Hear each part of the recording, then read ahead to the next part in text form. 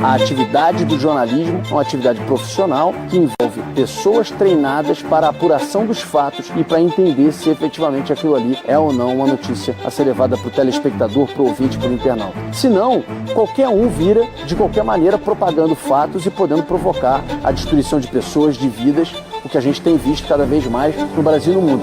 Duvide, cheque, não espalhe fake news. Grupo Bandeirantes, respeito pelo fato, respeito por você há 86 anos.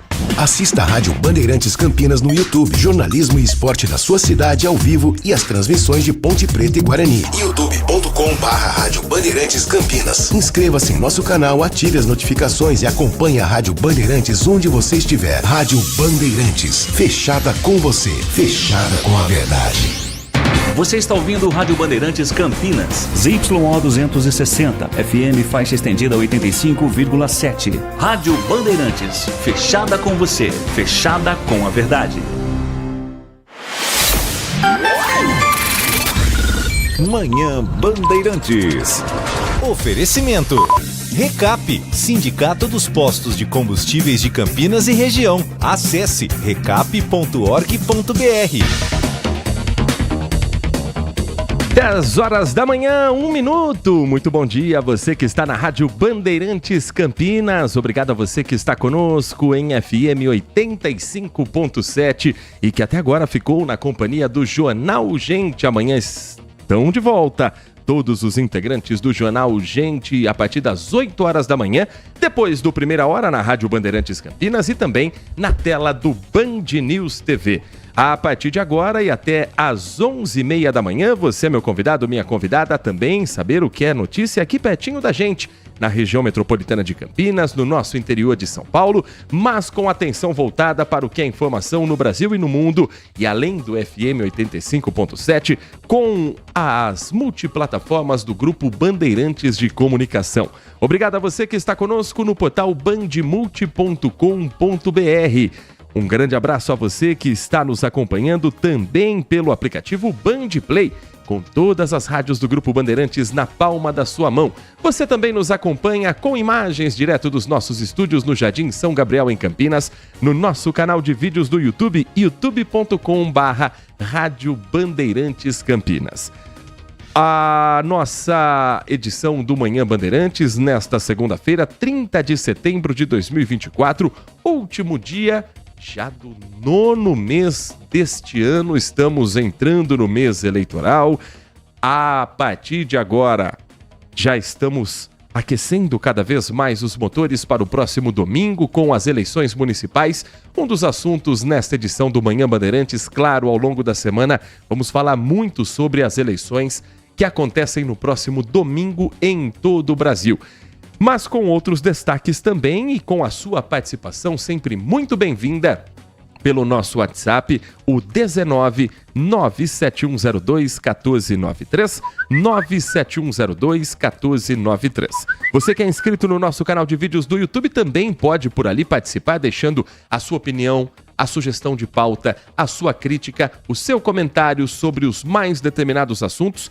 No nosso canal do YouTube é só você se inscrever gratuitamente e fazer parte desta comunidade que cresce a cada dia. Já somos mais de 43.300 mil inscritos, 43.300 inscritos no nosso canal de vídeos da Rádio Bandeirantes. Os trabalhos técnicos na mesa de som e na central técnica a cargo do Danilo Capucci, que tem a coordenação do Gil Kleber. Eu quero começar essa edição do Manhã Bandeirantes trazendo informações sobre um grave acidente que aconteceu hoje na cidade de Campinas e que ainda tem alguns desdobramentos, com um veículo envolvido nessa batida ainda no local onde tudo aconteceu. E com a triste informação sobre a morte de um dos ocupantes do carro, um jovem de 19 anos. Foi na Avenida Marechal Rondon, sentido centro-bairro, no cruzamento com a rua Doutor Francisco Maia, perto da Pedreira do Chapadão, bem próximo mesmo à Pedreira do Chapadão. No local, o veículo está isolado em uma área que não interdita o trânsito, mas que provoca a curiosidade de muitos motoristas. É um cadete que perdeu o controle da direção, o motorista não conseguiu controlar o veículo, que acabou tombando, capotando e o corpo sendo arremessado para fora do automóvel. Agentes da INDEC estão no local, assim como a Polícia Militar, isolando para que o trabalho pericial seja realizado dentro dos próximos minutos. A repórter Lucimeire Ramalho está por lá e conta um pouco mais sobre a dinâmica desse acidente que marca o início desta semana. Pois não, Lucimeire? Oi, Heitor, exatamente isso, um acidente grave que aconteceu por volta das 5 horas da manhã na Avenida Marechal Rondon, bem ao lado, Heitor, da Pedreira do Chapadão. Esse carro, um cadete, descia a avenida e o motorista ali acabou perdendo o controle do veículo, acabou passando para o outro lado da pista, no sentido contrário. Por sorte, não atingiu nenhum veículo que subia nesse momento, como era por volta de 5 horas da manhã, o movimento ali estava pequeno, então não atingiu nenhum veículo, mas acabou capotando e só parando em uma área de mata que fica bem ao lado da via. O homem, um jovem de 19 anos de idade que estava no banco do passageiro, acabou sendo arremessado para fora do veículo. Infelizmente, o socorro foi chamado, mas não houve tempo, ele acabou morrendo no local. Tinham mais outros 2 homens no carro, um dirigindo o veículo e um outro no banco de trás. Segundo informações da Polícia Militar, que chegou ali logo depois, viu, Heitor? O motorista acabou descendo do carro, atravessou a avenida, tem ali um centro empresarial bem próximo, ele acabou pedindo ajuda ali para que alguém chamasse o socorro, e foi nesse momento então que o SAMU foi até o local, mas não houve tempo de salvar a vida desse jovem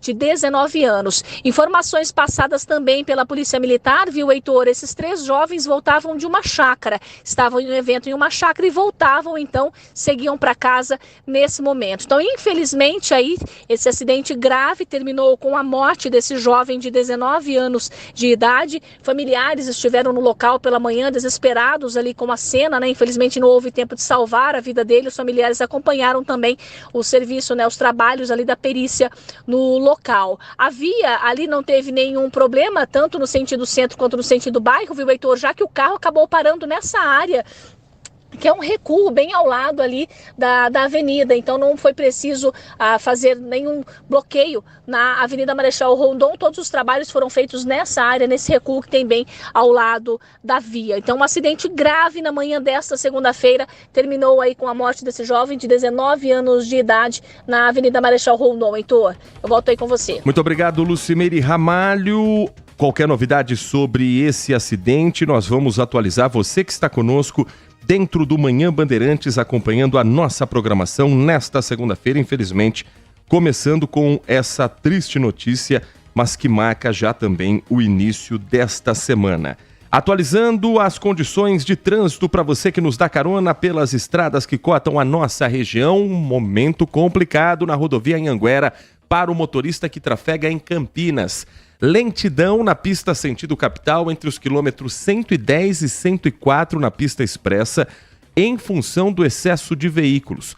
É o trecho no limite quase entre as cidades de Sumaré e Campinas, mas ainda dentro de Sumaré, entre os 104 e os 110, ou entre os 110 e os 104, a Anhanguera vai diminuindo, sentido São Paulo, 6 quilômetros de para e anda por conta de congestionamento em Sumaré.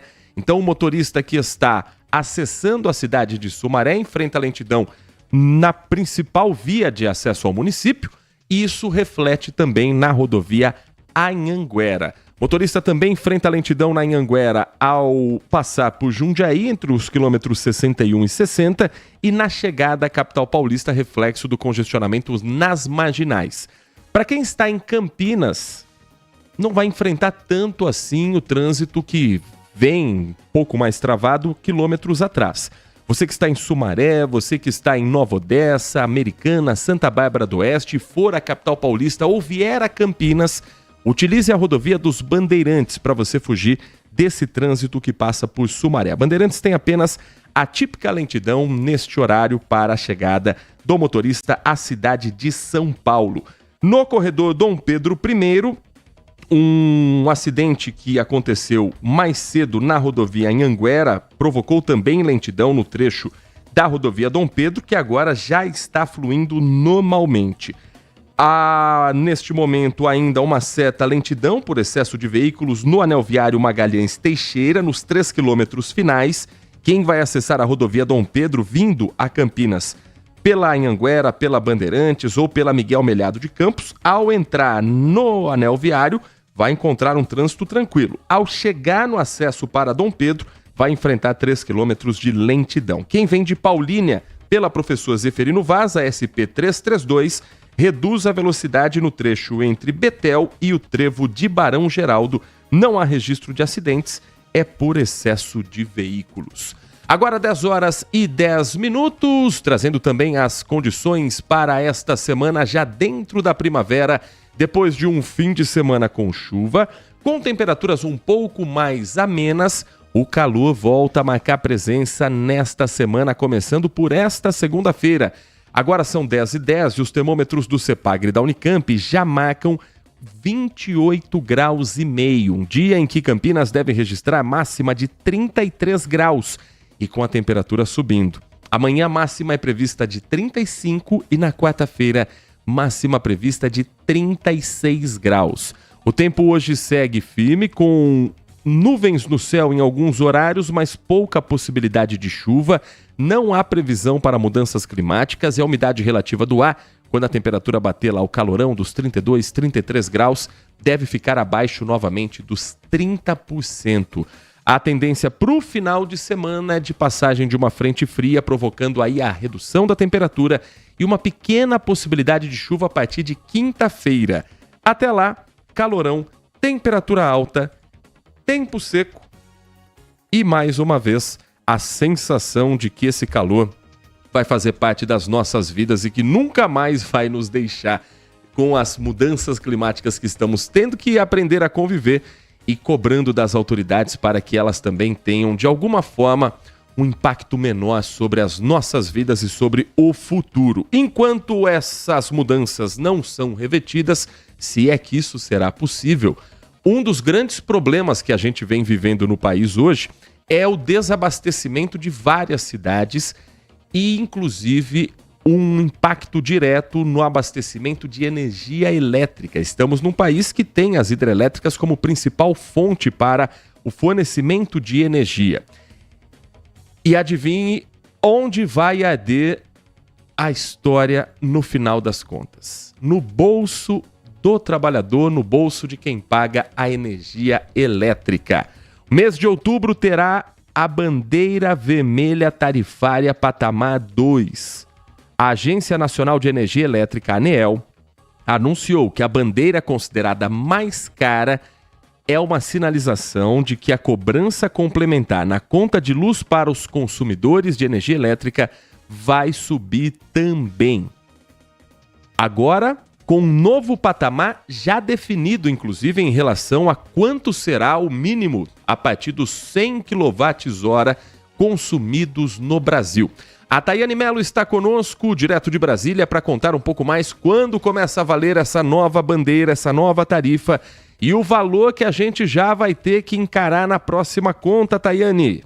Então vai ser R$ 7,87 essa tarifa a cada 100 kWh. Essa é a primeira vez desde agosto de 2021 que a bandeira mais cara da ANEEL é acionada. A gente lembra que no mês passado a agência chegou a acionar essa bandeira vermelha patamar 2, mas logo voltou atrás e a gente ficou então na bandeira vermelha patamar 1, que tem o custo de R$ 4,46 a cada então 100 kWh. Então agora, devido a essa baixa nas usinas hidrelétricas, né, essa baixa de chuvas, baixa nos reservatórios, foi então necessário acionar aquelas usinas termoelétricas, que são as usinas mais caras, então, de acordo com a agência. Então é isso como a Paty falou, né? Tem que preparar o bolso, a gente sabe que o calor está chegando, pelo menos aqui em Brasília o calor já chegou com força nessa primavera. Então, é um aviso aí para todo mundo, né? Para todos os brasileiros prepararem o bolso. Então, isso já começa a partir de amanhã, dia 1º de outubro. Teremos, então, um mês mais caro, com tarifas mais caras. Verão está chegando, então é isso. A dica é preparar o bolso, tentar fazer aquela economia. A gente sabe que muita gente liga ar-condicionado agora, ar-condicionado encarece mais ainda a conta de luz. Então, a dica é essa, prepara o bolso, porque então teremos essa tarifa de R$ 7,87 a cada 100 kWh aí, no fim do mês acaba pesando no bolso, né? Com certeza, pesa e pesa bastante no bolso do trabalhador no fim do mês. Ainda mais quando a surpresa vem assim de última hora, num fim de mês, já preparando o consumidor para o que virá em outubro.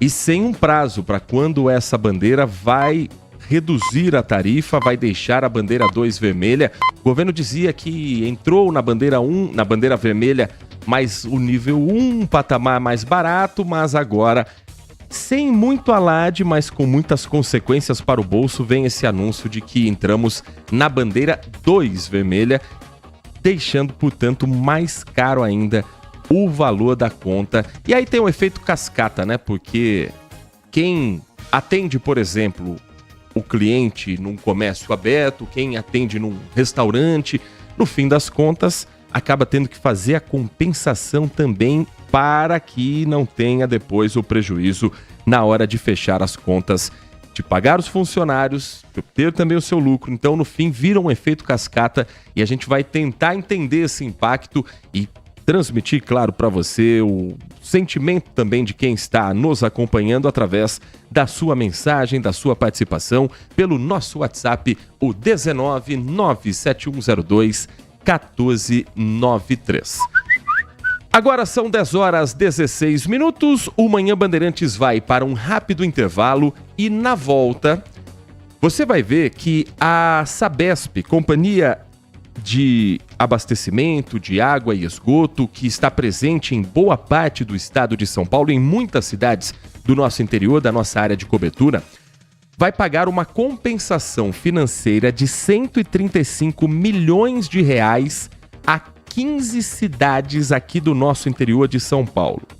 Casos, por exemplo, de Bragança Paulista, cidades como Franco da Rocha, Mairiporã, Piracaia, Vargem, a própria capital paulista e a cidade de Nazaré Paulista também. E é justamente com o prefeito de Nazaré Paulista que lidera esse estudo que nós vamos conversar logo depois do intervalo para a gente entender o que leva a essa compensação e de que maneira esses municípios podem utilizar esse dinheiro e aplicar também para os benefícios da sua própria população. O intervalo é rapidinho, na volta tem esses e outros destaques aqui dentro do Manhã Bandeirantes. Manhã Bandeirantes. Consumidor, muitas vezes, a qualidade do combustível que você coloca no tanque do seu veículo pode ser tão diferente quanto o preço que você paga por ele. Por isso, procure abastecer em postos de sua confiança e exija sempre o cupom fiscal. É seu direito e a sua garantia. Recap, Sindicato dos Postos de Combustíveis de Campinas e Região. Acesse recap.org.br. Um compromisso fundamental do jornalista é com a realidade factual, capturar o fato e transformá-lo em notícia. Há dois tipos de distorção de informações. Há um tipo de distorção muito perigoso, que é a distorção involuntária. É resultado da incompetência, da má apuração, da pressa no trabalho. A distorção involuntária ou voluntária tem que ser desmentida imediatamente. Com uma diferença: a distorção voluntária é criminosa. Essa tem que ser punida imediatamente. O jornalismo de credibilidade, o jornalismo sério, o jornalismo que busca atender o interesse público, esse é um jornalismo que significa também um combate permanente às fake news. Duvide, cheque, não espalhe fake news. Grupo Bandeirantes, respeito pelo fato, respeito por você. Campeonato Brasileiro 2024. O melhor do futebol na Rádio Bandeirantes, FM 85,7. Com a melhor equipe esportiva do interior, líder de audiência, eleita para o hall de notáveis da ACESP. Emoção, credibilidade, um show de informação e toda a vibração da torcida. Apoio Paraflu, a marca número 1 entre os mecânicos do Brasil. Seara, presente há mais de 65 anos nos lares brasileiros. A Seara oferece qualidade superior, saúde sabor e inovação. Encontre Seara no Ida Atacado. Rocha Autopeças, sempre oferecendo o melhor para você. Grupo Germânica, o maior estoque de 0 km e seminovo do interior de São Paulo. germanicaveículos.com.br. Sicredi, do seguro ao consórcio, do cartão à carteira digital. Não é só dinheiro, é poder contar com um gerente que só tem uma meta: te ver bem. Abra sua conta no Sicredi. Aroma das Ervas, especiarias e temperos requintados. Acesse aromadeservas.com.br. Loja do Mecânico, lugar de quem faz. Telefone WhatsApp 19 3370 2550. Desktop, a conexão do futebol paulista. Eleita a melhor internet do estado de São Paulo. Acesse desktop.com.br. Instalar materiais elétricos, sua solução em iluminação. Siga no Instagram, @instalarcampinas. KTO, na KTO, cada jogo é único. Acesse kto.com e jogue com responsa. Pisocol, argamassas, rejuntes e impermeabilizantes. Com Pisocol, colou, ficou. Manhã Bandeirantes.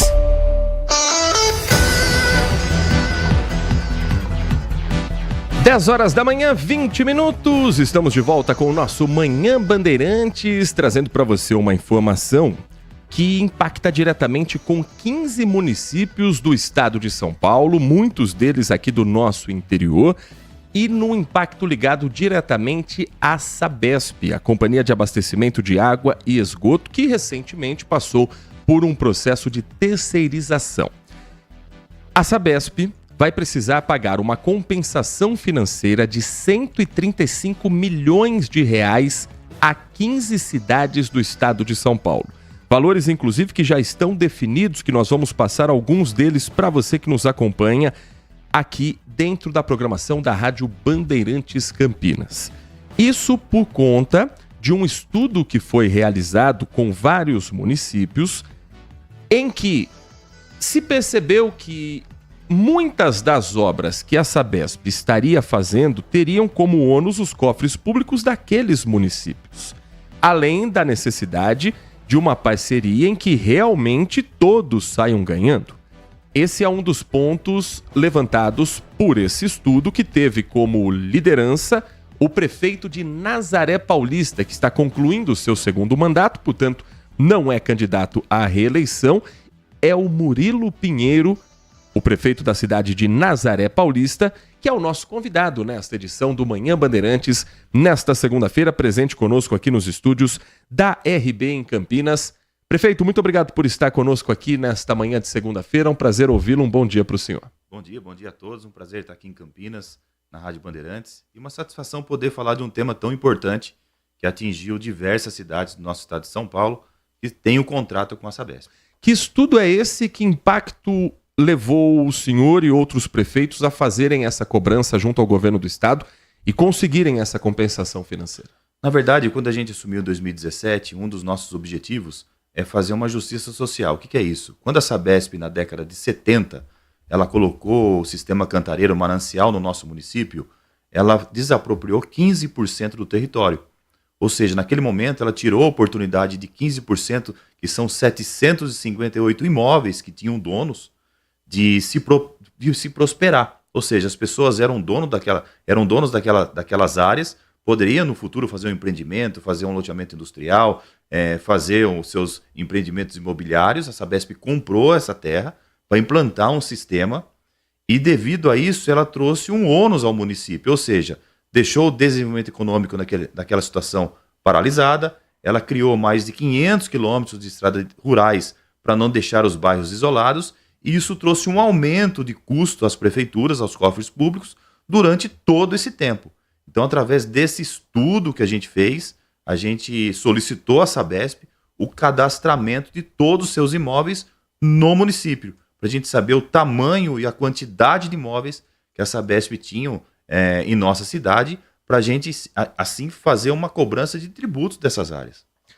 Há também a implantação de um reservatório, mais de 500 quilômetros de estradas rurais, de obras de infraestrutura. A Prefeitura de Nazaré Paulista teve que arcar com algumas dessas obras, teve que, no entendimento do senhor, pagar uma conta que deveria pelo menos ser dividida com a Sabesp? Sem dúvida, na verdade, quem fez e quem abriu essas estradas foi a própria Sabesp na década de 70, porque para não deixar os bairros do município ilhados pela represa. E quando ela aumenta 500 quilômetros de estradas rurais, ela deixa o ônus ao município de levar o paciente, de levar o aluno, de transportar as pessoas, de cuidar dessas estradas, da coleta de lixo, ou seja, o ônus, o custo operacional para cuidar disso foi a Sabesp que implantou e que fez o município ter que custear tudo isso aí. Então essa foi uma das primeiras bandeiras que a gente levantou e tentar convencer o governo que esses municípios que receberam a represa ficou com um ônus muito grande de cuidar em seu custo, ou seja, aportando recursos do município que seriam para todos, para cuidar de uma contrapartida que a Sabesp abriu. Então a gente achava, nosso estudo acha, né? Não, tem certeza que o município, todos esses municípios que foram impactados deveriam ter uma compensação financeira por estar aportando recurso numa coisa causada pela Sabesp lá na década de 70. Bom, a partir do momento em que a prefeitura fez aquele cadastramento com os imóveis, começou a fazer a cobrança, isso precisou passar pela Câmara Municipal, né, uma lei municipal, e depois chegar até a Sabesp. Como é que foi a recepção da empresa de um município como Nazaré Paulista, importante para todo o sistema, colocar essa situação envolvendo também a necessidade de dinheiro? Quando a gente entrou, a gente notificou a Sabesp a fazer o cadastramento dos seus imóveis, que são 758, ela resistiu a fazer o cadastramento lá no início já. Por que eu digo isso? Porque a Sabesp é isenta de pagar tributos nos imóveis que são operacionais para o município. Então o município, por exemplo, vamos dar um exemplo de Igaratá, né? Ela tem 12 áreas que são operacionais. O que é isso? É a caixa d'água, o reservatório, a estação de tratamento de esgoto. Essas áreas operacionais o município não cobra tributação. Nazaré tem 19 áreas operacionais, mas tem 758 áreas totais da Sabesp. Ou seja, 739 áreas não são operacionais para o município. Eram operacionais para o estado todo. Então a gente passou a cobrar o IPTU, depois que aprovou a lei na Câmara, das 739 áreas que são operacionais para o estado todo, para toda operação. Foi aí que iniciou a nossa cobrança de tributação das áreas da Sabesp. E isso caiu como uma coisa inesperada dentro da Sabesp. Mas a gente fez um processo dia a dia, passo a passo, com leis, e acabou sendo até judicializado esse processo de imposto lançado em 739 carnês para a Sabesp. Nós estamos conversando com o prefeito de Nazaré Paulista, Murilo Pinheiro, falando a respeito de uma novidade em relação à Sabesp com cidades aqui do nosso interior. 15 municípios vão receber uma compensação financeira num total de 135 milhões de reais. E como foi, prefeito, conversar com outros municípios que também passam pela mesma situação, mas que eventualmente talvez não quisessem entrar num conflito, porque estamos falando de uma empresa forte no estado, de um serviço fundamental, e num período em que o governador Tarcísio de Freitas colocou a privatização da Sabesp como uma das suas prioridades de governo. Como é que foi convencer outros prefeitos a também entrarem nesse estudo? Na verdade, o estudo foi liderado por Nazaré Paulista. A gente tem um corpo técnico bem bacana para cuidar dessa área de tributação, de estudo, né, do meio ambiente e tudo mais. E a gente foi indo meio que sozinho nesse estudo. E quando eu estou no segundo mandato, eu passei por outros governos eu não tive tanto êxito quanto a esse. É bom deixar bem claro isso. Porque quando a gente chegou e teve esse bate-papo com o governador, com todos os prefeitos, e esse governador abriu para os municípios aportarem as suas demandas, as suas opiniões, a gente aportou a nossa opinião de reconhecimento de compensações financeiras aos municípios que têm represa, que é de propriedade da Sabesp, porque uma coisa é o município ter uma represa e não ser de propriedade a terra da Sabesp. No nosso caso, de mais 14, a represa é de propriedade a terra, o imóvel da Sabesp. O município abriu o diálogo com a gente, e a gente conseguiu convencer o governo de todo o ônus que trouxe o reservatório ao município, nesses 50 anos que já tem o contrato com a Sabesp, e ele começou a fazer um estudo como que ia compensar esses municípios. E ele chegou à conclusão que ia compensar por tamanho de área alagada. Ou seja, a cidade que tem uma área alagada maior recebe um pouco mais, a que tem um pouco menor recebe um pouco menos, Por isso que o valor unitário de cada município é diferente. Então, a cidade que tem um reservatório maior recebeu mais, que eu também acho justo. Mas foi um convencimento muito valioso, um trabalho muito bem feito.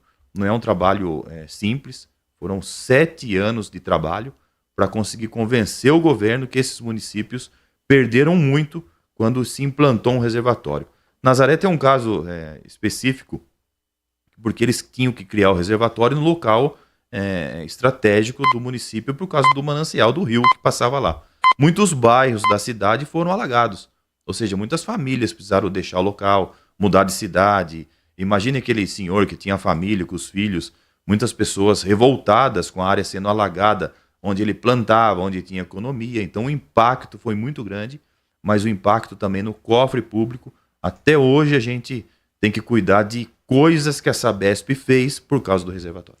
A lista dos 15 municípios inclui as seguintes cidades: Biritiba-Mirim, Bragança Paulista, Caieiras, Cotia, Embu-Guaçu, Franco da Rocha, Itapecerica da Serra, Joanópolis, Mairiporã, Nazaré Paulista, Piracaia, Salesópolis, São Paulo, Suzano e Vargem.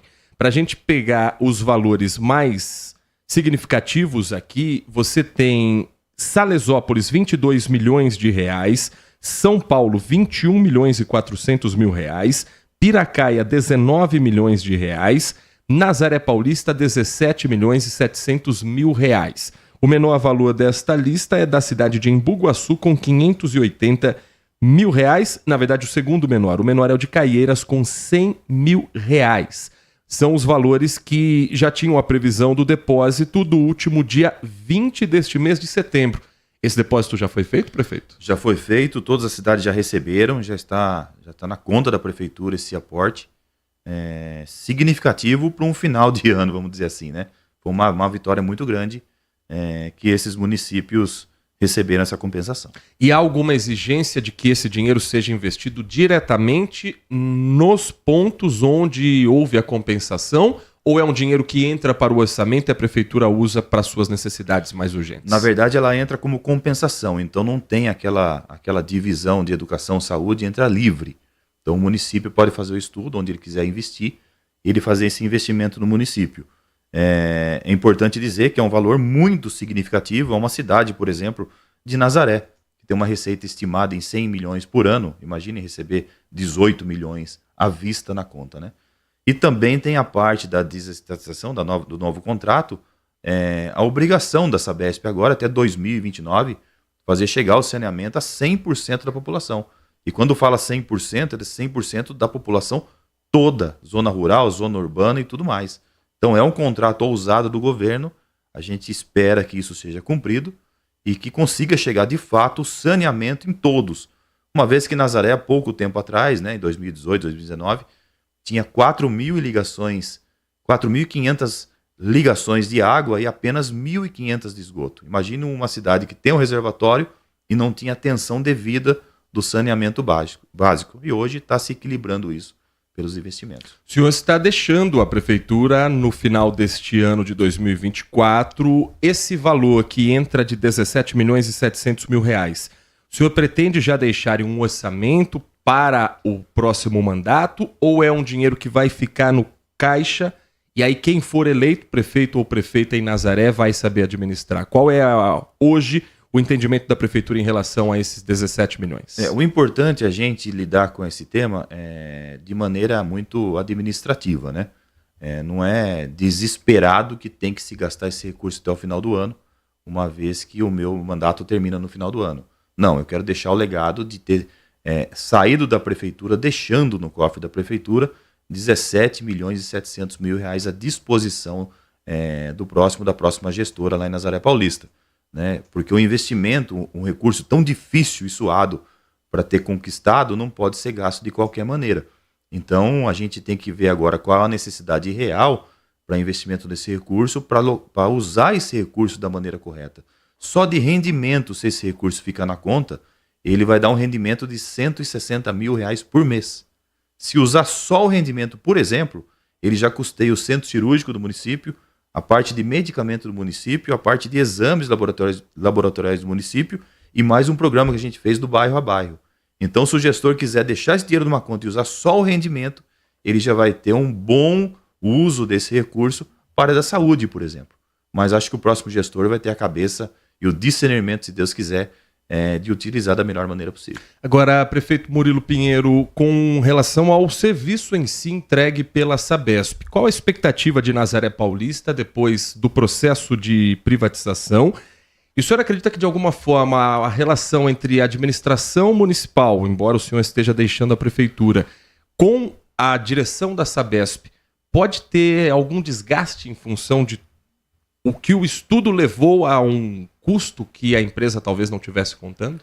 Eu acredito que não, porque quando a gente convenceu o governo, a Secretaria do Meio Ambiente, junto com a Sabesp, eles perceberam que o estudo foi muito bem feito, que era uma justiça social com as cidades que tiveram esse ônus, né, deixado pela Sabesp.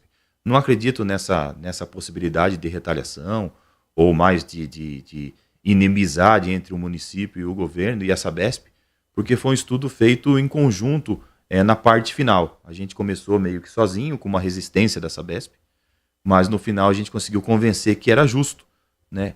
E Nazaré, além desse recurso também, Heitor, é bom deixar claro, a Sabesp, quando desapropriou as terras para colocar a represa, ela desapropriou alguns imóveis que não tem nada a ver com a represa. E a gente conseguiu também convencer a Sabesp de repassar a escritura desses imóveis, que são aproximadamente 35 imóveis com 700 mil metros quadrados, ao domínio do município.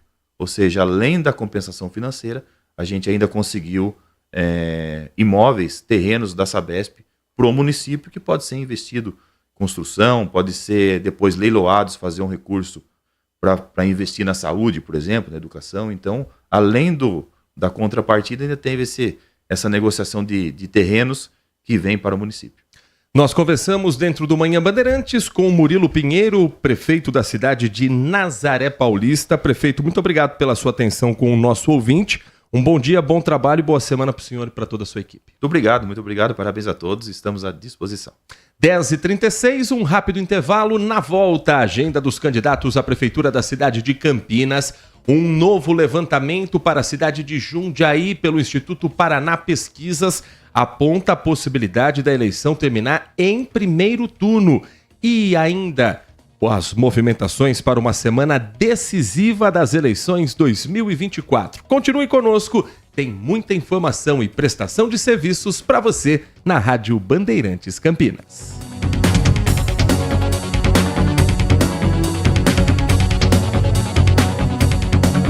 Manhã Bandeirantes. Estamos no Instagram. Segue agora, @Rádio Bandeirantes Campinas. Fechada com você. Fechada com a verdade.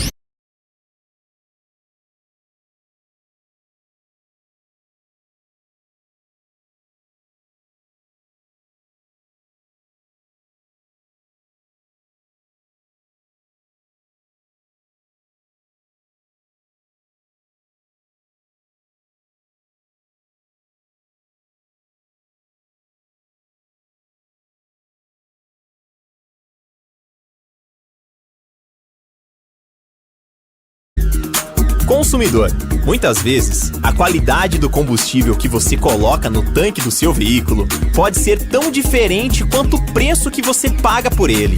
Por isso, procure abastecer em postos de sua confiança e exija sempre o cupom fiscal. É seu direito e a sua garantia. Recap, Sindicato dos Postos de Combustíveis de Campinas e Região. Acesse recap.org.br.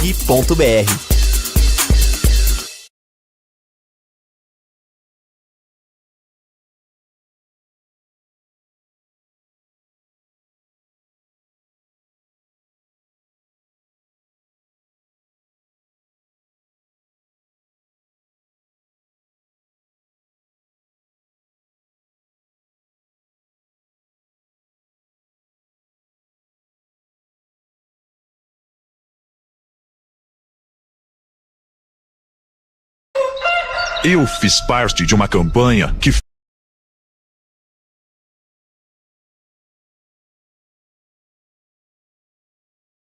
Campanhas publicitárias.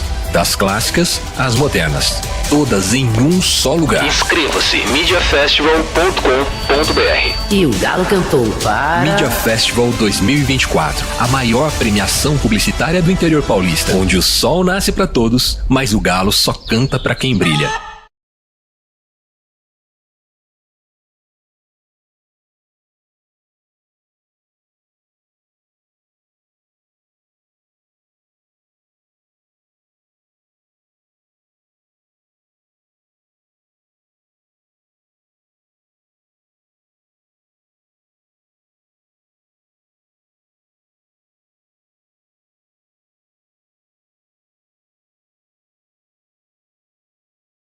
Na programação da Rádio Bandeirantes Campinas, você tem voz ativa. 19971021493. Este é o nosso WhatsApp. Manhã Bandeirantes.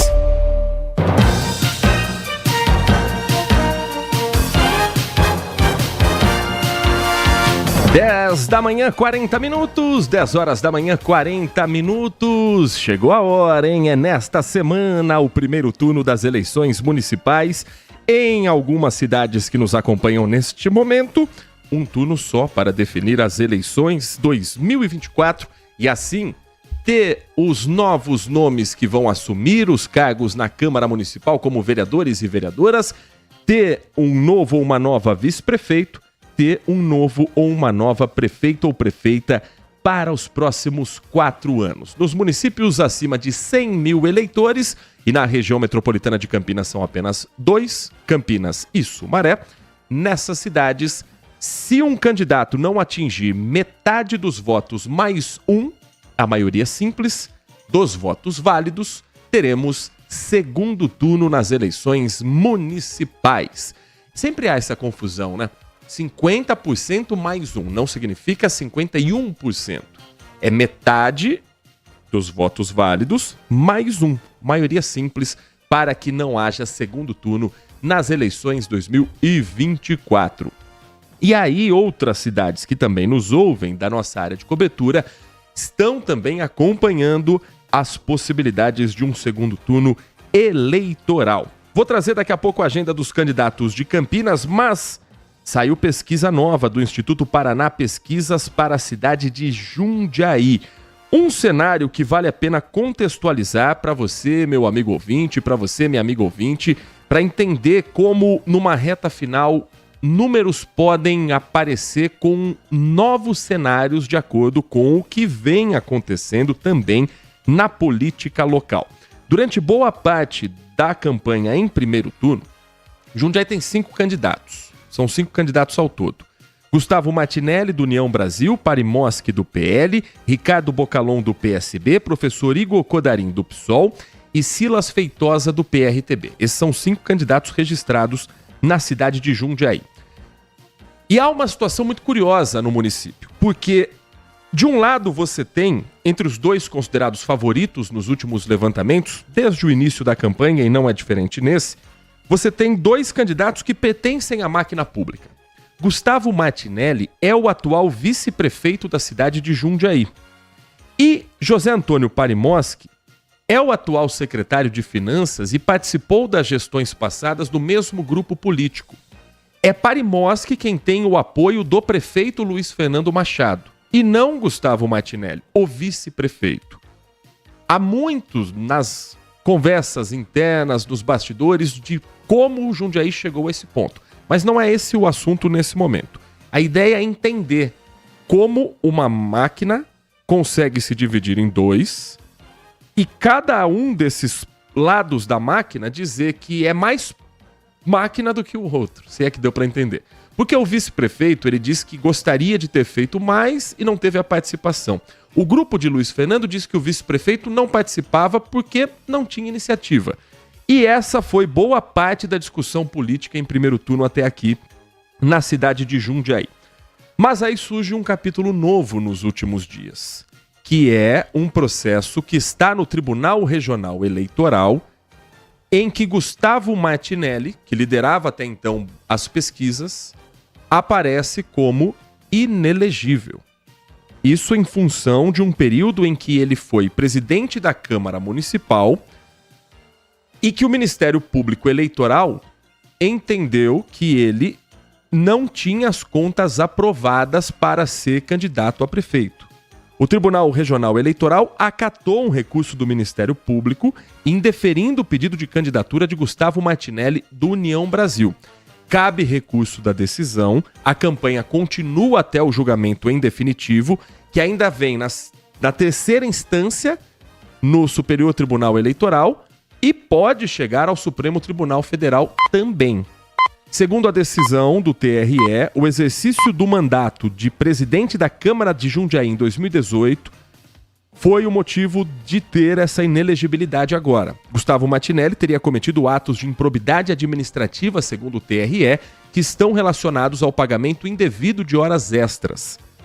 O juiz Cláudio José Pereira, relator do caso no TRE, julgou procedente a impugnação da candidatura e foi seguido por todo o órgão colegiado. A defesa de Gustavo Martinelli argumenta que a desaprovação de contas não leva à inelegibilidade e lembrou, no caso, que não houve intenção de irregularidade de uma situação insanável. O dinheiro foi devolvido e ele pôde concorrer em 2020 como candidato a vice-prefeito na chapa de Luiz Fernando Machado. Agora, o assunto volta à tona. Então, são vários os elementos que estão por trás das eleições de Jundiaí. Mas vamos aos números. E aí depois a gente explica como isso pode também ter feito um novo cenário em Jundiaí, em que na pesquisa estimulada há uma chance de vitória em primeiro turno de Parimoski, que antes aparecia em boa parte das pesquisas na segunda posição. Primeiro, as questões técnicas envolvendo a pesquisa de intenções de votos em Jundiaí. Foram ouvidos 740 eleitores entre os dias 24 e 27 de setembro. A pesquisa tem 3,7 pontos percentuais como margem de erro para mais ou para menos e um grau de confiança de 95%. Se ela for aplicada com a mesma metodologia 100 vezes em Jundiaí, em 95 os resultados serão os mesmos. Na pesquisa estimulada, quando o eleitor recebe a lista com os nomes dos candidatos, Parimoski, candidato do PL, aparece na liderança com 43% das intenções de votos. Gustavo Martinelli, do União Brasil, aparece com 33,5% das intenções de voto. Ricardo Bocalon, candidato do PSB, tem 4,7%. Professor Igor Codarim, candidato do PSOL, aparece com 3,9%. E Silas Feitosa, candidato do PRTB, com 0,9%. Os eleitores que disseram não saber ou não quiseram responder em quem pretendem votar no primeiro turno somam 6,9%. E a resposta não vai votar em nenhum, vai votar branco ou vai votar nulo, soma um total de 7,0%. 7% responderam nenhum, branco ou nulo. Para a gente entender se a eleição vai ter segundo turno ou não, você precisa somar quem está à frente, pegar quem está à frente, tirar apenas os votos válidos e somar do segundo ao quinto colocado se essa margem é igual ou maior do que a de quem está ganhando. Se a gente somar os números de Gustavo Martinelli, Ricardo Bocalon, professor Igor Codarim e Silas Feitosa, eles dão 43%, que é exatamente o número de Parimoski. Então, Jundiaí está no limite para ter ou não segundo turno. E com uma indefinição se o candidato estará ou não apto a assumir, a concorrer sim, o nome dele vai estar na urna, a foto dele vai estar na urna. É um cenário muito parecido com o de Campinas, com o prefeito Dário Saad. A grande diferença é que em Jundiaí, esse julgamento já foi em segunda instância. Campinas ainda está a caminho do julgamento para a segunda instância. Mas veja que em Jundiaí houve um impacto numa certa migração de votos, que pode não estar relacionada apenas a isso. Mas há um outro fator que o Instituto Paraná Pesquisas também levanta: a administração municipal e sua avaliação.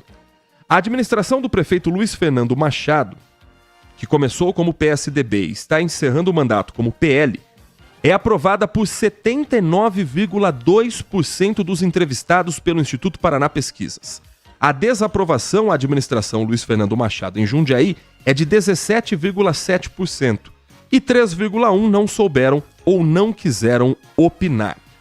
Na pesquisa espontânea, em que o eleitor não tem a lista dos candidatos, Parimoski aparece liderando com 24,9%. Gustavo Martinelli aparece com 17,4%. Professor Igor Codarim, do PSOL, é o terceiro mais citado, com 2,3%, à frente de Ricardo Bocalon, candidato do PSB, com 1,2%, e Silas Feitosa, do PRTB, 0,3%. Outros nomes citados somam 0,5%. Eu tenho certeza que entre os outros nomes citados está o do prefeito Luiz Fernando Machado. E aí a pergunta feita para maneira espontânea resulta numa resposta de não sabe ou não respondeu de 47,6%. Ninguém branco ou nulo, 5,8%. Então aqui em Jundiaí são dois os movimentos perceptíveis nessa pesquisa. Primeiro, a de que muitos eleitores que gostam e aprovam da administração Luiz Fernando Machado estão agora escolhendo o seu candidato e se dando conta de que ele está apoiando não o próprio vice-prefeito, mas um secretário da administração dele. E o segundo ponto é a insegurança de ter um candidato que está cassado, mas recorrendo, apto a disputar a eleição, mas ainda em dúvida de qual será o futuro, que aparecia liderando nas pesquisas e que agora tem uma redução significativa nas intenções de votos. Somando os dois fatos, quem sai ganhando é o candidato que antes aparecia na segunda posição. Dito isso, vamos à agenda dos candidatos à Prefeitura da cidade de Campinas para as eleições 2024 e com alguns candidatos que não nos enviaram a agenda para hoje. A candidata do PCO, você já sabe, não enviou o seu material para hoje relacionado a quais os compromissos na campanha nesta segunda-feira, 30 de setembro. Candidato Dário Saad, candidato à reeleição pelo Republicanos, pela manhã, logo às 10 da manhã, iniciou a agenda com um encontro com apoiadores na Avenida Moraes Salles, no centro da cidade, e às 7 da noite, o candidato Dário Saad tem um encontro com lideranças evangélicas no distrito do Campo Grande. O candidato do PT, Pedro Tourinho, nesta segunda-feira, começou o dia com uma reunião interna iniciada às 9 horas da manhã e às 4h30 da tarde, Pedro Tourinho, candidato pelo PT, faz uma caminhada na região do Ouro Verde, tendo como ponto de encontro o Centro de Saúde Santo Antônio. A agenda do candidato Rafa Zimbaldi para esta segunda-feira não foi enviada à nossa produção, não nos foi enviada, já cobrei inclusive a assessoria do candidato, ainda não recebemos esse material. A agenda do candidato Wilson Matos, do Partido Novo, também não foi enviada para esta segunda-feira. A última agenda foi do último sábado, mas recebendo esse material nós vamos também informar você, nosso ouvinte, até o final desta edição do Manhã Bandeirantes, se chegar este material. Se não, amanhã a gente traz a agenda para a terça-feira. Agora 10 horas e 52 minutos. Para a gente encerrar esse assunto eleições, as cidades do nosso interior de São Paulo já estão preparando as urnas eletrônicas que na próxima sexta-feira já chegam aos colégios onde funcionam as sessões eleitorais. A repórter Natália Silva acompanhou um desses trabalhos aqui no nosso interior de São Paulo e a partir do que acontece em Sorocaba a gente vai entender uma logística muito parecida em todas as cidades aqui da nossa região. Natália Silva girando a informação aqui dentro do Manhã Bandeirantes. 2.000 urnas estão sendo preparadas no cartório eleitoral de Sorocaba. São necessários 3 dias para que todos os equipamentos estejam configurados para o dia da eleição. Então, nesta mídia é que os votos serão gravados, vão ser salvos aqui, boletim de urna, e essa mídia, que a gente chama de memória de resultado, é que é utilizada para fazer a transmissão dos votos para a totalização. Depois que as urnas recebem os dispositivos, lacres são colocados. Já lacradas, as urnas ficam guardadas. Na próxima sexta-feira, dia 4, as urnas serão levadas para os locais de votação com escolta policial. Aqui em Sorocaba são 179 pontos, onde são esperados quase 528 mil eleitores aptos para votar. Os servidores dos órgãos eleitorais levam em média 10 minutos para preparar cada urna, trabalho que pode ser acompanhado por qualquer eleitor. Elas são lacradas e a partir daí não se mexe mais na urna. Ela fica armazenada aqui no cartório até a antevéspera. E a sexta-feira que vem, aí sim elas vão ser distribuídas nos 179 locais de votação aqui em Sorocaba, devidamente escoltadas pela Guarda Municipal e pela Polícia Militar também. 10h54, bom, neste momento chega aqui a agenda do candidato Rafa Zimbaldi à Prefeitura de Campinas, então conforme o compromisso, a agenda chegou. Aliás, muito obrigado ao pessoal da equipe da campanha que está acompanhando o nosso Manhã Bandeirantes. O candidato do Cidadania, Rafa Zimbaldi, nesta segunda-feira, mais cedo, às 9 da manhã, iniciou uma visita ao projeto Jovens do Futuro, na região do Jardim Cristina, na rua Armando Frederico Reganeschi. E 1h30 da tarde, o candidato Rafa Zimbaldi faz caminhada pelo Campo Grande, tendo como ponto de encontro a Praça da Concórdia, no Parque Valença, ali na região do distrito do Campo Grande. Chegando a agenda também dos demais candidatos, a candidata Angelina Dias, do PCO, do candidato Wilson Matos, do Partido Novo. Nós vamos também trazer aqui a informação para quem está conosco no Manhã Bandeirantes. 10h55, uma primeira participação do nosso ouvinte, um primeiro giro para você que está conosco pelo nosso youtube.com/Rádio Bandeirantes Campinas, como faz o Samuel Santos, acompanhando pelo nosso canal de vídeos do YouTube, a nossa programação, e a você que está com a gente e escreve ou manda mensagem de áudio para o 19 97102 1493. Agradecendo aqui, deixa eu ver as mensagens, tem muita mensagem de gente falando, olha, eu tenho o melhor candidato a vereador, obrigado, viu gente, obrigado. É óbvio que a gente não vai ler a mensagem, mas continue participando, continue acompanhando o Manhã Bandeirantes. Posso contar com o seu apoio? Você pode contar com as redes sociais para você divulgar o nome do candidato, mas nós não vamos falar sobre o seu candidato aqui, embora a gente agradeça a sua participação e a sua audiência. O Edmilson, ele traz uma dúvida aqui com relação ao processo eleitoral. Bom dia, Heitor. Vamos conjecturar. O candidato Dário Saad está sendo acusado de uso da máquina pública para utilização de campanha eleitoral. Agora vem a dúvida dele. Tem vereador fazendo propaganda dentro do Mercadão falando das obras que estão sendo realizadas. Isso pode ou a motivação é outra? Olha, uma das grandes questões em relação aos vídeos publicados pela campanha de Dário Saad é ele ter gravado num local onde outros candidatos não poderiam ter acesso. Então, dentro de creches, dentro de hospitais, locais onde um candidato de oposição não poderia entrar para gravar vídeos, para fazer registros, entrevistas. Essa é uma das questões argumentadas pela oposição. O Mercadão é um local de acesso público. Não sei como funciona a lei nesse aspecto, mas vale sempre o exercício de questionar a esse vereador, meu caro Edmilson, você que nos ouve no Manhã Bandeirantes, o que realmente tem de dedo de cada vereador nessas obras. Porque o que tem de vereador pegando carona em obra que nem sequer passou pela Câmara Municipal também é uma realidade. E lembre também estes vereadores, principalmente em campanhas que são realizadas às segundas e quartas-feiras, depois das 6 da noite, que as sessões na Câmara Municipal de Campinas não pararam. Elas continuam acontecendo, com discussões que precisam ser feitas independente do período eleitoral. Então, não esqueça o vereador de que ele também tem horas a cumprir. O vereador não trabalha só no dia de sessão. Isso é fato e isso a gente tem que ser justo e honesto. Mas no dia da sessão é esperada a presença de uma boa parte, pelo menos, da Câmara Municipal.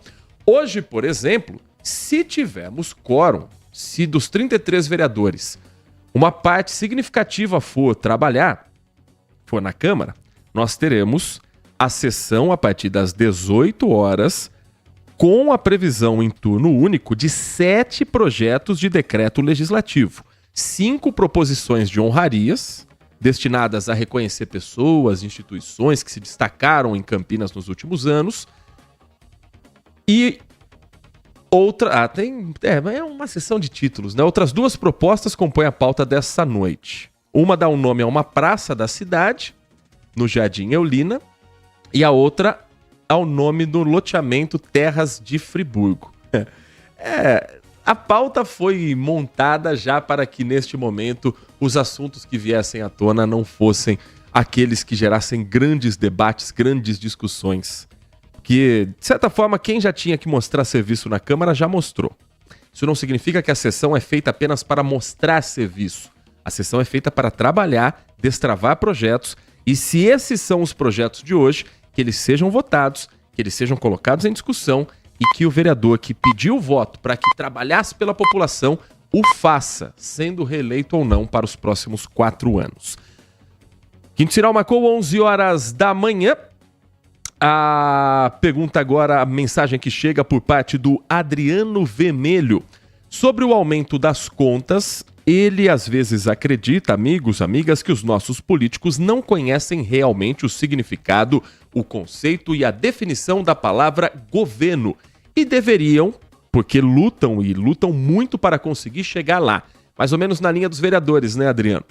Ou o que ele quer dizer com isso é que se a administração pública é uma das funções de quem governa, então seria recomendável, mesmo porque são atribuições legais, que eles se debruçassem sobre o assunto e achassem uma alternativa mais, entre aspas, vantajosa para nós, os governados, os contribuintes. Ele sabe, até entende, problemas são frequentes e a natureza não aceita nem controle nem o desaforo. Mas se são pessoas especialistas nisso, deveriam ter planos A, B e até C antes de jogar a culpa, a conta, a bucha em nossas costas. Ele está se referindo, entre outras coisas, claro, ao aumento da energia elétrica programado para este mês de outubro que começa amanhã. Mal comparando, diz o Adriano, mas quantas reportagens nós acompanhamos em cidades vindas do Canadá, dos Estados Unidos, que devolvem o excedente dos impostos ou reinvestem no município. Por exemplo, aqui parece que o saco nunca tem fundo. Qualquer hora, por conta de enchimento exagerado deste mesmo saco, faremos movimento coordenado de desobediência civil. Aí eu quero ver se eles vão pular miudinho. É o que diz o Adriano Vermelho a respeito do quanto se paga também neste país. Depois do intervalo, a gente traz mais informações com a participação do nosso ouvinte, mais da participação para quem nos escreve pelo canal de vídeos do YouTube ou manda sua mensagem pelo nosso WhatsApp. E ainda, o governo federal lança um programa que prevê equiparar os salários de mulheres e homens no mercado de trabalho para o mesmo patamar. Estudos apontam que, por exemplo, no estado de São Paulo, há uma discrepância muito grande entre o salário médio de homens e mulheres que exercem a mesma função. E nós vamos conversar com quem está por trás desse projeto direto de Brasília. O intervalo é rapidinho, na volta a esses e outros assuntos passam pelo microfone da Rádio Bandeirantes Campinas.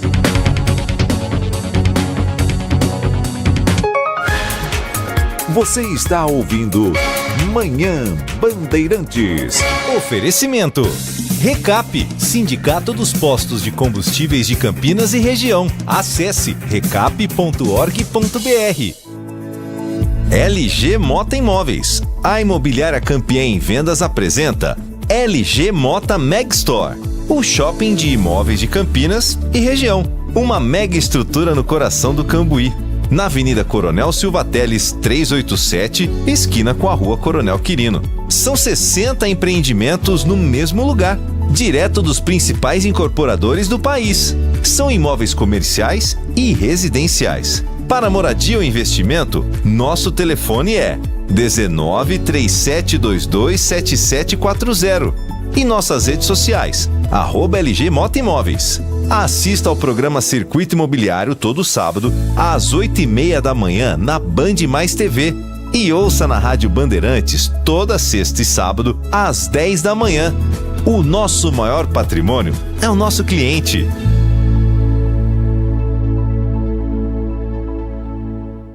Estamos no Instagram. Segue agora, @Rádio Bandeirantes Campinas. Fechada com você. Fechada com a verdade. Um compromisso fundamental do jornalista é com a realidade factual, capturar o fato e transformá-lo em notícia. Há dois tipos de distorção de informações. Há um tipo de distorção muito perigoso, que é a distorção involuntária. É resultado da incompetência, da má apuração, da pressa no trabalho. A distorção involuntária ou voluntária tem que ser desmentida imediatamente, com uma diferença. A distorção voluntária é criminosa. Essa tem que ser punida imediatamente. O jornalismo de credibilidade, o jornalismo sério, o jornalismo que busca atender o interesse público, esse é um jornalismo que significa também um combate permanente às fake news. Duvide, cheque, não espalhe fake news. Grupo Bandeirantes, respeito pelo fato, respeito por você. Assista a Rádio Bandeirantes Campinas no YouTube. Jornalismo e esporte da sua cidade ao vivo e as transmissões de Ponte Preta e Guarani. youtube.com/Rádio Bandeirantes Campinas. Inscreva-se em nosso canal, ative as notificações e acompanhe a Rádio Bandeirantes onde você estiver. Rádio Bandeirantes, fechada com você, fechada com a verdade.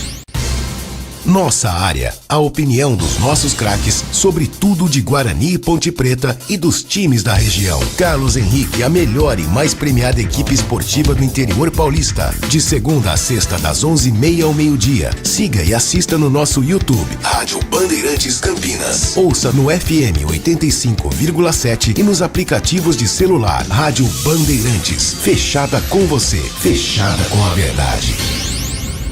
Manhã Bandeirantes.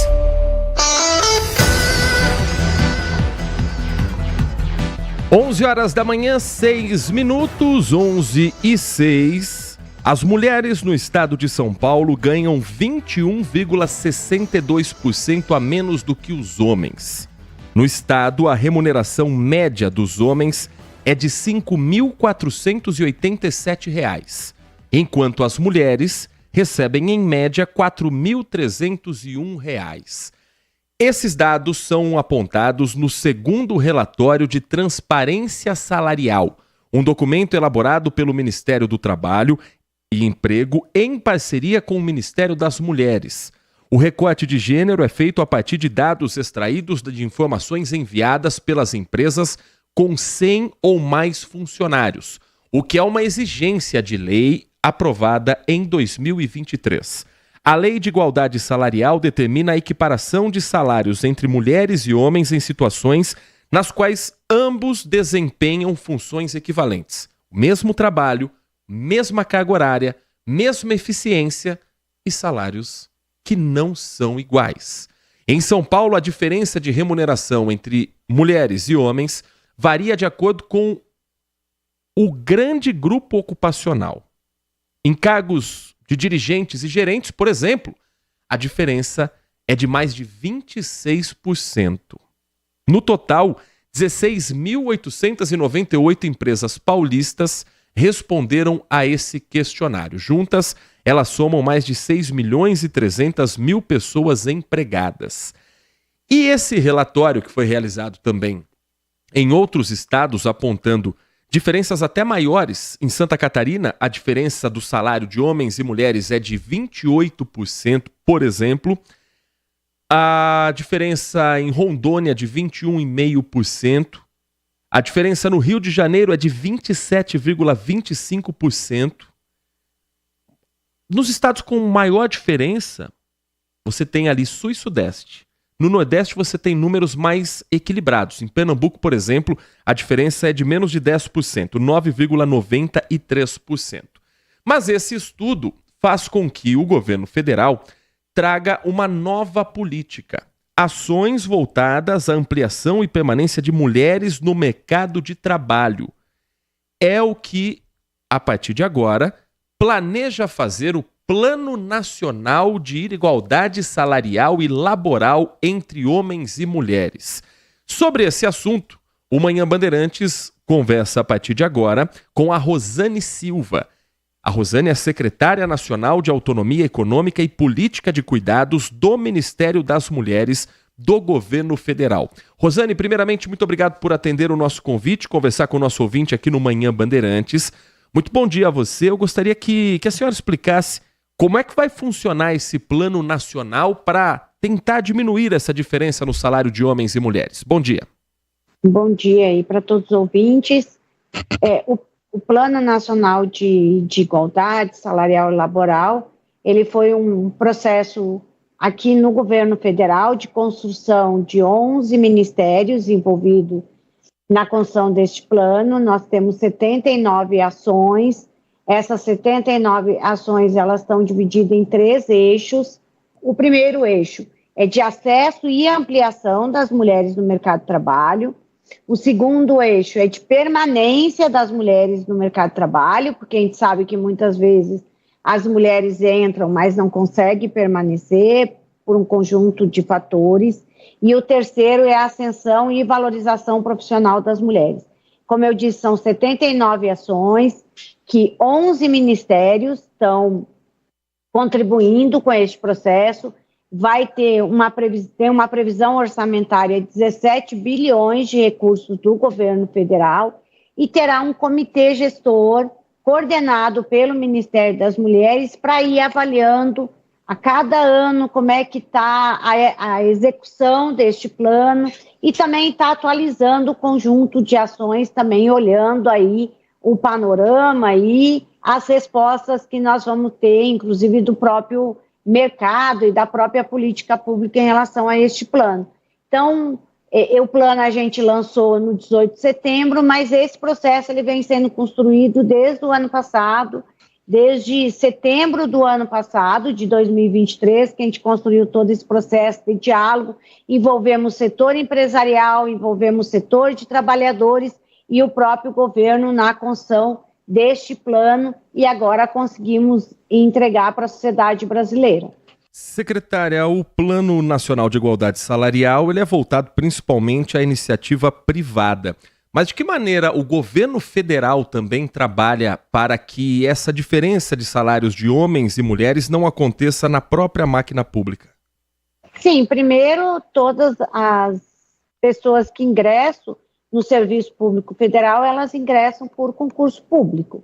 Então, ali na entrada do Serviço Federal já tem uma igualdade entre homens e mulheres e claro que, em especial, no último período, o governo federal tem construído um conjunto de critérios que, de fato, valorize a entrada das mulheres no serviço público.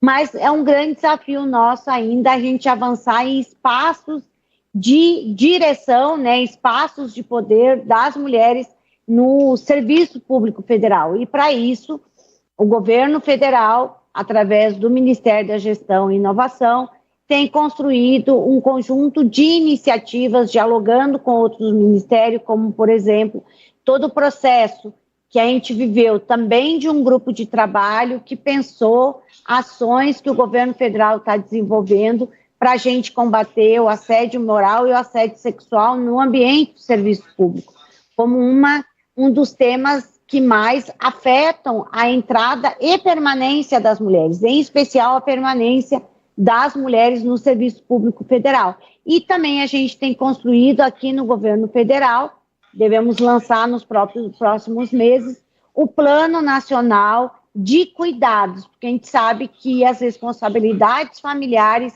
ainda é uma tarefa quase que exclusiva das mulheres, e isso acaba impactando na nossa entrada, mas em especial na nossa permanência no mundo do trabalho. E aí, quando eu falo mundo do trabalho, eu estou falando tanto do serviço público como do serviço privado, da iniciativa privada. Então, é muito importante que a gente tenha políticas públicas como creche, escola de tempo integral, licenças, seja ampliação da licença maternidade, mas também da licença paternidade, para que as responsabilidades familiares sejam compartilhadas entre homens e mulheres, porque a gente sabe que isso acaba sendo uma trava para a nossa permanência no mundo do trabalho. Então, no caso nosso aqui do governo federal, a gente tem constituído um conjunto de iniciativas dialogando com um conjunto de ministérios, desde o Ministério da Igualdade Racial, do Planejamento, da Gestão e Inovação, sempre, claro, conosco, o Ministério das Mulheres, para que a gente tenha cada vez mais medidas e políticas afirmativas para as mulheres, em especial para as mulheres negras, nesse espaço do mundo do trabalho. Nós estamos conversando com Rosane Silva, secretária nacional de Autonomia Econômica e Política de Cuidados do Ministério das Mulheres do Governo Federal, sobre o Plano Nacional de Igualdade Salarial lançado no país. Agora, secretária, quando a gente fala de qualquer intervenção, sugestão, qualquer novidade para o setor privado, há uma grande resistência em vários setores, principalmente no que se refere a mexer com salários. O que a senhora imagina que pode encontrar o governo federal de resistência do setor privado, das empresas, em relação a esse plano que tem todas essas ações e que tem já um objetivo muito claro de chegar a essa equivalência dos salários para cargos de uma mesma função? Há uma certa resistência, a senhora percebe, do mercado? Acho que a principal resistência é da sociedade de modo geral, não apenas das empresas, mas a sociedade ainda tem uma cultura de que existe espaços de mulheres e espaços de homens, de que para nós mulheres está reservado o espaço doméstico. Então a nossa, inclusive a entrada, quando a gente entra para o mundo do trabalho, né, aonde que as mulheres entram? Naqueles trabalhos considerados mais femininos, né, aonde que por natureza a gente adquiriu as habilidades para estar na área do comércio e serviço, para estar no trabalho doméstico remunerado, para estar na educação básica, na saúde básica, como se tivesse já pré-determinado que existem serviços, né, trabalhos de mulheres e trabalhos de homens. O que a gente tanto debate é a tal divisão sexual do trabalho, que está enraizado na sociedade. Então, a gente precisa ter uma mudança de cultura, porque as mulheres hoje são 40% das chefes de famílias deste país. O nosso salário não é mais um apêndice do salário do homem, até mesmo porque as famílias mudaram brutalmente nos últimos anos no nosso país.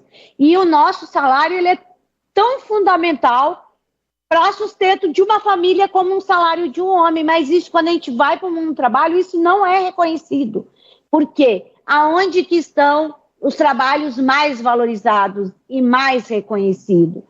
É nas áreas de tecnologia, é na área da engenharia, é na área das ciências exatas, e aonde estão ainda um número muito grande de homens. Então, esse também é um outro desafio, e que no Plano Nacional de Igualdade a gente tem um conjunto de ações de preparar essa nova geração, em especial as meninas negras mais pobres deste país, para elas poder se qualificar para entrar nessas áreas consideradas ainda masculinas, que são as áreas onde são mais valorizadas. Então a gente precisa, de fato, um processo de educação, de mudar essa cultura ainda enraizada na sociedade brasileira, de que as mulheres foram feitas para cuidar de todo mundo, para cuidar da casa, para cuidar da família, e o homem foi feito para ocupar o espaço público. Nós precisamos mudar isso,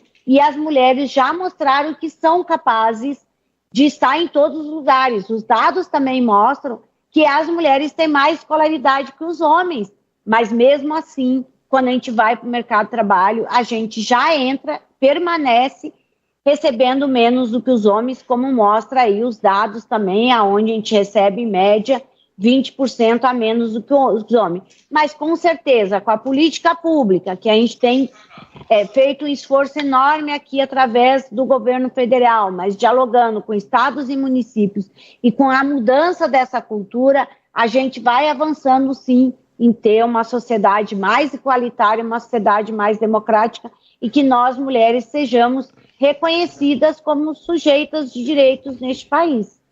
Nós conversamos no Manhã Bandeirantes com Rosane Silva, secretária nacional de Autonomia Econômica e Política de Cuidados do Ministério das Mulheres do Governo Federal, falando sobre o Plano Nacional de Igualdade Salarial.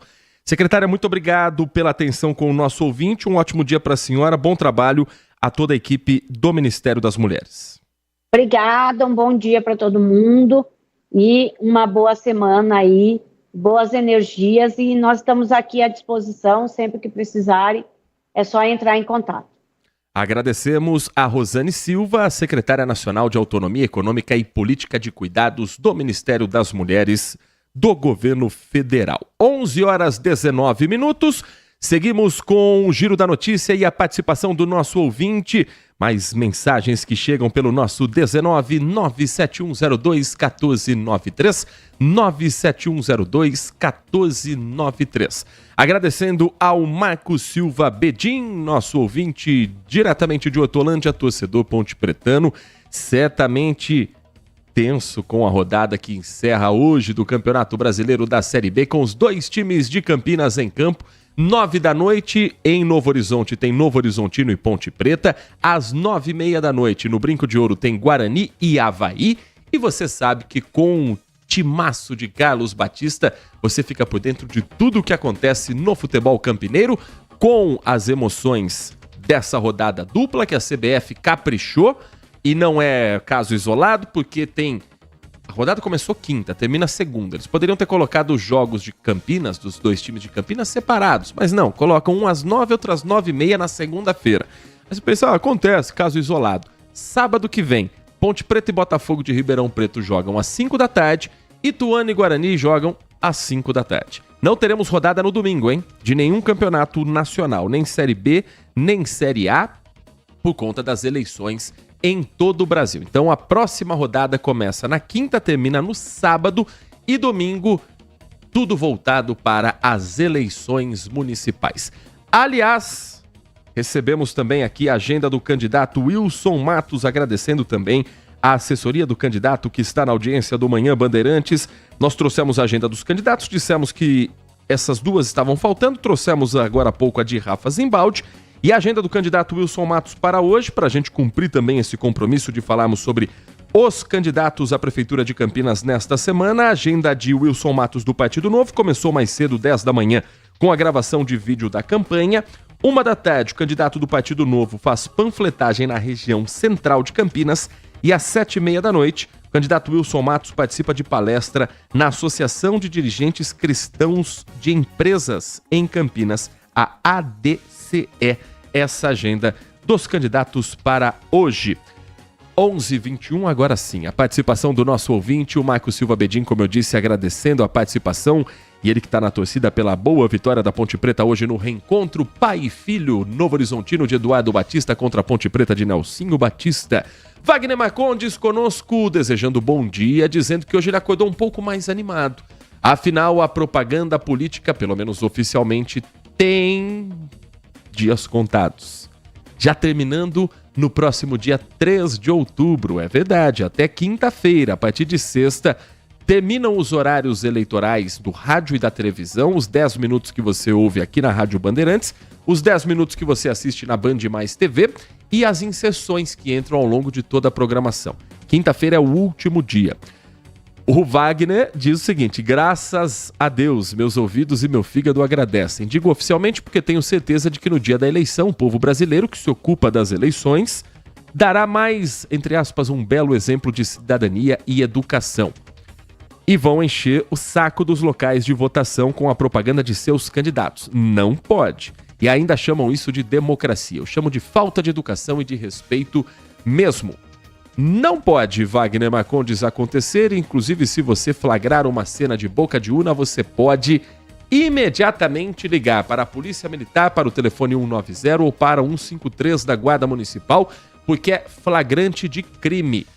O que pode no dia da eleição é você usar uma camiseta referente ou a um candidato ou ao partido político deste candidato. Você pode usar um boné, que faça referência a esse candidato. Você pode colar um adesivo com o número desse candidato na sua roupa. O que você não pode é entregar o adesivo para alguém, colar adesivo, entregar boné, camiseta, isso já não pode em qualquer período porque é considerado crime eleitoral. E você não pode encostar na pessoa e perguntar: você já ouviu as boas novas do candidato X? Isso também é crime eleitoral. No dia da eleição, quem tiver, por exemplo, no carro, um adesivo com aquele candidato, pode estacionar o veículo em frente à escola, depois que votar, se dirigir à sua casa ou seguir o teu dia normalmente.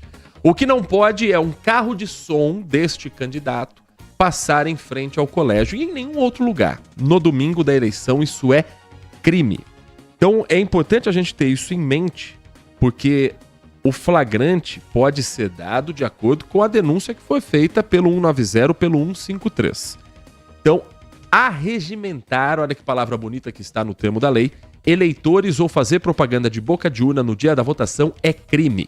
Regra prevista no parágrafo 5º do artigo 39 de uma lei de 1997, a Lei das Eleições. Estabelece como punição a detenção de 6 meses a 1 ano, com a alternativa de prestação de serviços à comunidade por o mesmo período, e multa no valor de 5 mil a 15 mil unidades da federação.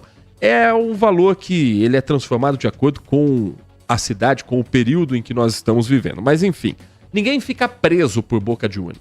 As pessoas pagam uma multa, depois têm que prestar serviços que podem ser transformados em pagamento de cesta básica ou o famoso ir ao fórum assinar a carteirinha. Imagine para aquele candidato, que humilhante, perdeu seu réu primário por causa de boca de urna, por crime eleitoral, e ter que ir lá no fórum mostrar que está cumprindo as determinações da justiça, o que poderia ter feito no dia da eleição. Então vamos a alguns crimes eleitorais. Uso de alto-falantes e amplificadores de som, promoção de comício ou carreata no dia da eleição, divulgação de qualquer espécie de propaganda de partido político ou de candidato. O eleitor que for flagrado praticando tais crimes recebe a mesma punição, não precisa ser candidato. Você, como eleitor, se quiser fazer a boca de urna, mesmo sem receber dinheiro, no fim das contas é você que paga pelo crime. Por outro lado, a legislação permite a manifestação individual e silenciosa. Então você pode ir com o seu broche, você pode ir com a sua camiseta, pode até estar com uma bandeira. Não pode pegar essa bandeira e ficar balançando na porta da escola. Não exceda os limites da lei eleitoral, porque no fim das contas o candidato não vai tirar você da delegacia, não vai pagar a tua multa. E às vezes não é nem porque está recebendo, é por fanatismo mesmo. E aí o Wagner traz um outro ponto importante. E aquele monte de lixo jogado pelo chão, o que se faz? Alguém é punido? Não, de fato. E aí vem a punição na urna, né? De a gente olhar e falar: ah, candidato, ah, com esse comportamento, não é assim que se espera de um representante. Agradecendo a mensagem do Gilberto. Não sou eleitor nem de A nem de B, mas é uma hipocrisia dizer que quem utiliza a máquina para a campanha, dizer que utiliza a máquina para a campanha, uma vez que nas eleições majoritárias, presidentes e governadores utilizam, por exemplo, avião da União para ir em todos os cantos. É a mensagem do Gilberto Silvaí Doratioto, morador aqui de Campinas, dizendo que ontem a casa dele estava cheia de santinhos do candidato Marçal. Pode isso? Não. Marçal não é candidato à prefeitura de Campinas e, aliás, o partido de Pablo Marçal nem tem candidato aqui em Campinas majoritário, PRTB. Então, é o que eu tô falando do fanatismo. Tem gente que abraçou campanha política por pura paixão. E aí, se fizer boca de urna no dia da eleição, vai pagar o preço da lei, o rigor da lei. E não vai não imagine que algum candidato vai se solidarizar a você não, porque você foi ali fiel e fanático a ele naquele momento tão importante para nossa democracia. Vamos ficar por aqui agradecendo a sua companhia, a sua audiência, lembrando que amanhã às 10 da manhã estamos de volta com o Manhã Bandeirantes aqui na Rádio Bandeirantes Campinas e em todas as plataformas do Grupo Bandeirantes de Comunicação. Nosso Manhã Bandeirantes teve hoje os trabalhos técnicos de Danilo Capucci na mesa de som e na central técnica, com a coordenação do Gil Kleber. Amanhã, às 10 da manhã, estamos de volta, mas a notícia não para, porque agora o noticiário esportivo está chegando com Carlos Henrique dentro do Nossa Área, preparando para a rodada dupla de hoje do Campeonato Brasileiro da Série B com todo o timaço de Carlos Batista. Uma ótima segunda-feira, um bom início de semana a todos e continue na RB.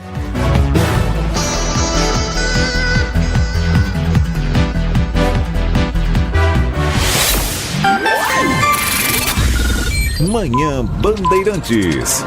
Oferecimento.